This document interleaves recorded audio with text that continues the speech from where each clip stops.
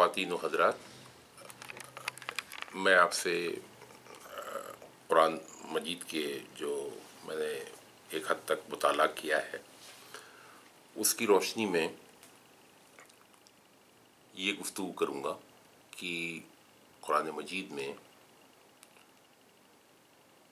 خاندانی رشتوں، آپس کے تعلقات کے بارے میں ہم کو کیا ہدایت ملتی ہے، کیا مثالیں ملتی ہیں، کیا سبق ہم سیکھ سکتے ہیں۔ بنیادی بات یہ ہے کہ قرآن کتاب ہدایت ہے اور اس کا قرآن مجید کا بنیادی موضوع انسان ہے۔ لہذا یہ چیز کچھ ایسی عجیب نہیں ہے کہ قرآن میں جا بجا انسان سے متعلق ہدایات ملتی ہیں۔ جیسا کہ آپ کو علم ہے، انسان کے لیے سماجی رشتے بہت ضروری ہیں، اس کے بغیر زندگی بسر نہیں ہوتی، اور رشتوں میں جتنا قریبی رشتہ ہے اتنی ہی زیادہ اس کی اہمیت ہے۔ خاندان تو قرآن مجید میں یہ بڑا اہم نقطہ ہے کہ انسان کے جتنے قریبی تعلق ہوتے ہیں یا ہو سکتے ہیں ان کی کچھ مثالیں دی گئی ہیں جو میں آپ کے سامنے پیش کرنا چاہتا ہوں۔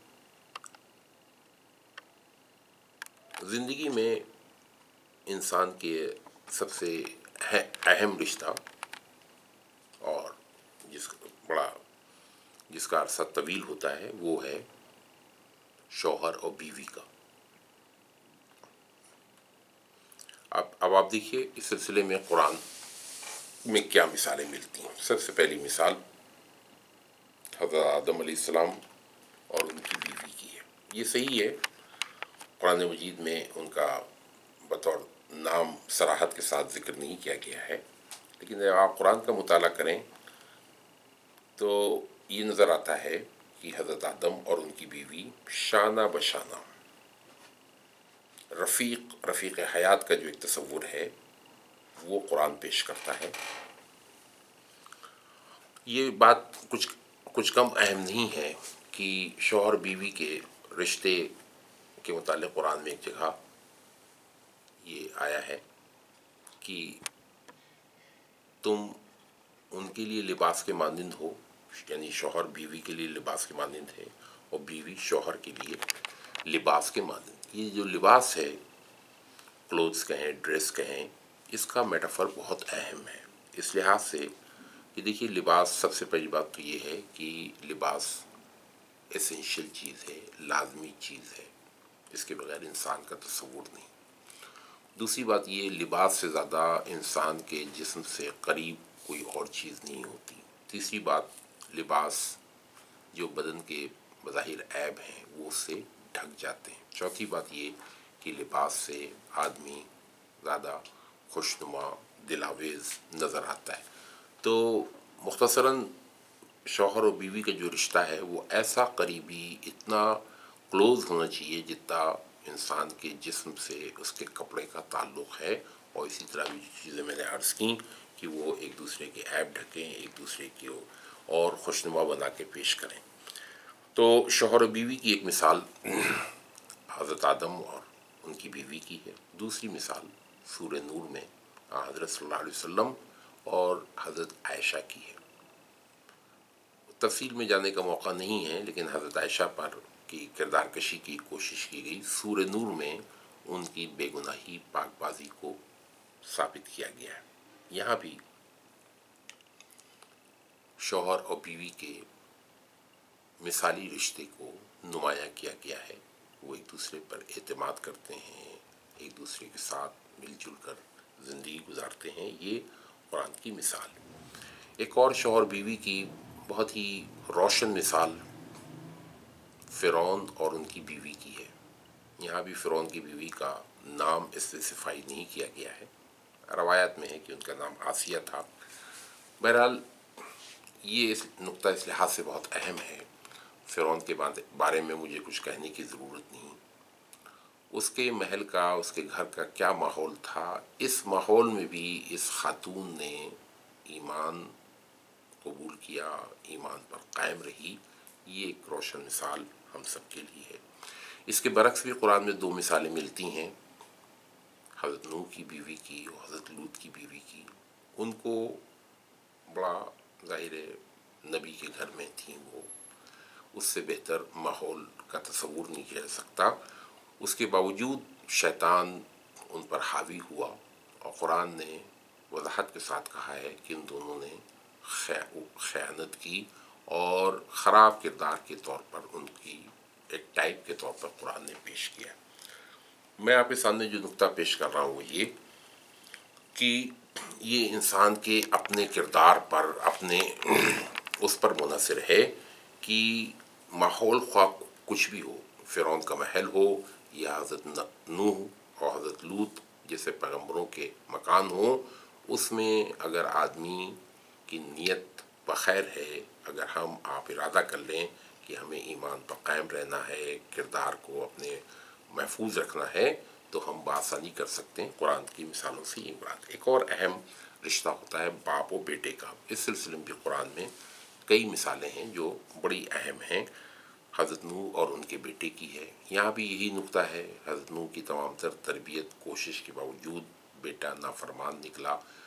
तो कुरान का जो तसव्वुर है वो आज़ादी इंतखाब का, तो उस पे ये उसका उसी का नतीजा था कि उसने उनकी बात नहीं मानी।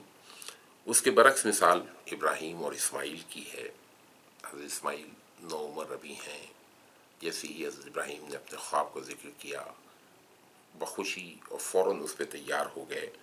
बक़ौल इक़बाल ये फैज़ान नज़र था कि मकतब की करामत थी, सिखाए किसने इस्माइल को आदाब फ़र्जंदी। उनके यहाँ जो सादतमंदी की मिसाल मिलती है वो एक बड़ी रोशन मिसाल है। एक और मिसाल बाप बेटे के ताल्लुक़ से हज़रत इब्राहीम अलैहिस्सलाम और उनके वालिद जो बुत परस्त थे, बुतगर भी थे, आज़र की है।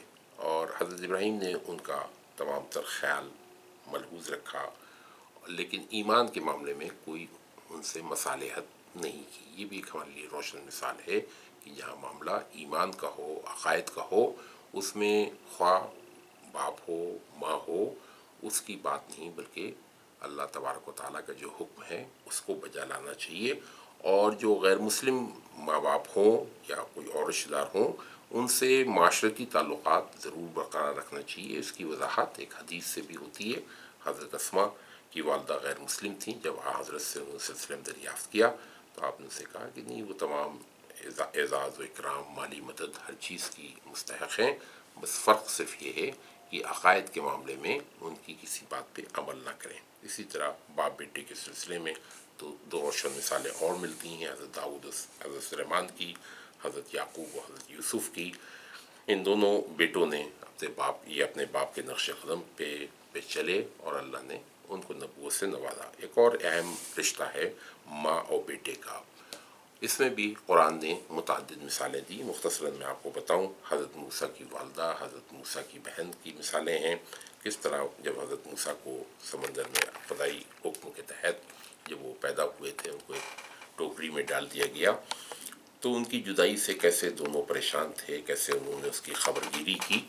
तो माँ से जो बेटे का फ़र्द ताल्लुक़ होता है, क़ल्बी ताल्लुक़ होता है, उसकी हमको मिसाल मिलती है। इसी तरह हज़रत याकूब को जब हज़रत यूसुफ़ की जुदाई बर्दाश्त करना पड़ी तो उस पर जो उनको तबई सदमा हुआ, तो ये जो तबई मोहब्बत है बाप बेटे की, माँ बेटे की, कुरान ने उसका एतराफ़ किया है और इन मिसालों में हमको नज़र आता है। एक बहुत ही नुमायाँ मिसाल माँ की हज़रत हाजरा की है।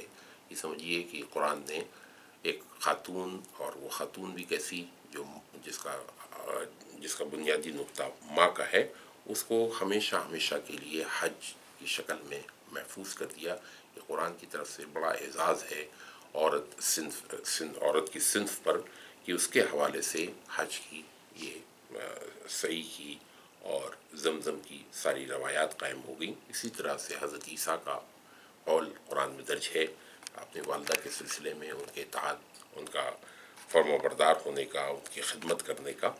اسی طرح سے قرآن میں بھائی، بھتیجے اور خاندان کی بھی مثالیں مختلف پیغمبروں کے حوالے سے ملتی ہیں۔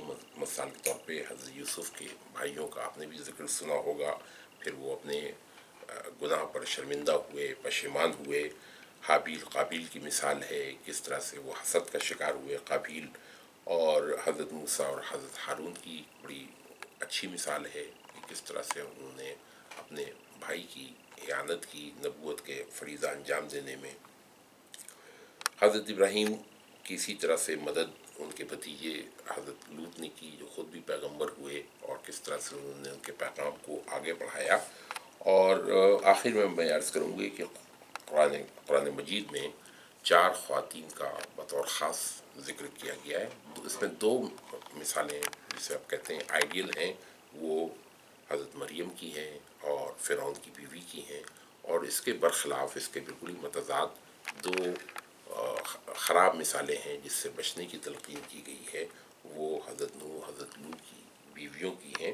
تو یہ ممکن ہے کبھی آپ نے قرآن مجید کا مطالعہ اس نقطۂ نظر سے نہ کیا ہو کہ اس میں انسانی رشتوں، خاندانی تعلقات، اس کی مثالوں کا بھی بڑا جامع تذکرہ ہے۔ ظاہر ہے قرآن مجید کلام اللہ ہے، اور اللہ سے بڑھ کے انسان کی نفسیات، انسان کے معاملات سے کون آگاہ ہو سکتا ہے۔ لہذا اسی کے پیش نظر قرآن میں ابھی جیسے میں نے مختصراً عرض کیا کہ جتنے بھی قریبی رشتے ہیں، ماں بیٹے کا، باپ بیٹے کا، بھائی کا، بہن کا، ان سب کا احاطہ کیا گیا ہے، اور اس میں کچھ بڑی عمدہ، روشن، قابل تقلید مثالیں ہیں، اور کچھ ایسی بھی ہیں کہ جن سے پناہ مانگنے کی اور جن سے دور رہنے کی ضرورت۔ بہت بہت شکریہ۔